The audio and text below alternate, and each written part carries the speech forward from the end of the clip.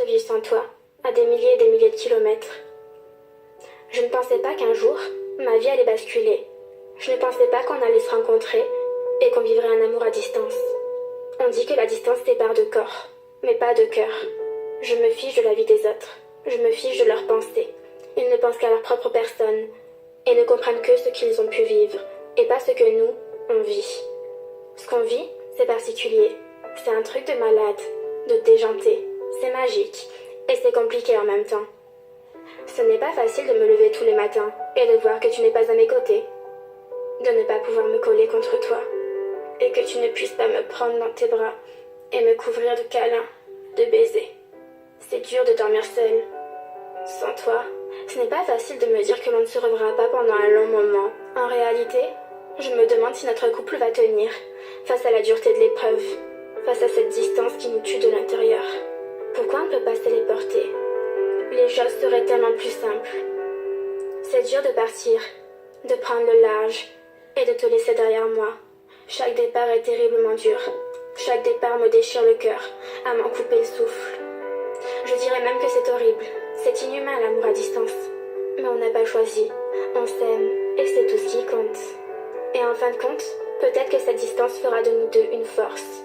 Peut-être qu'elle renforcera notre amour.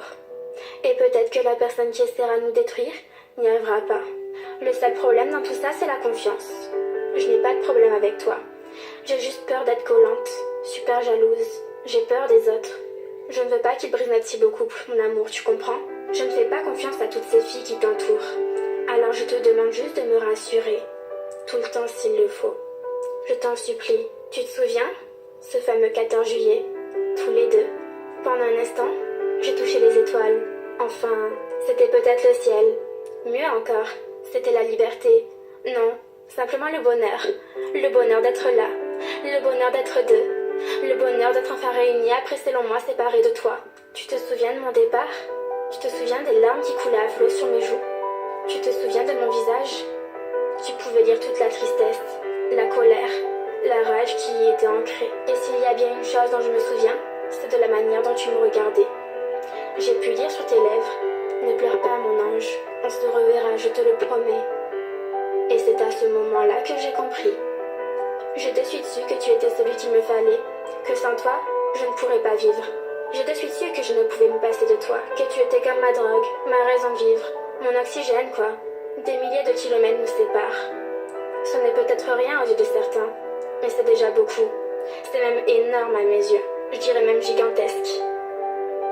Mon amour, je voudrais te dire tellement de choses si tu savais. Je veux que tu saches qu'on ne sépare pas l'inséparable, ce qui veut dire que seule la mort nous séparera.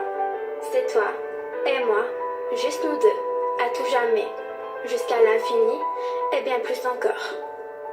T'es ma vie, mon tout, mon oxygène, mon cœur, mon sang. T'es ma drogue, oui.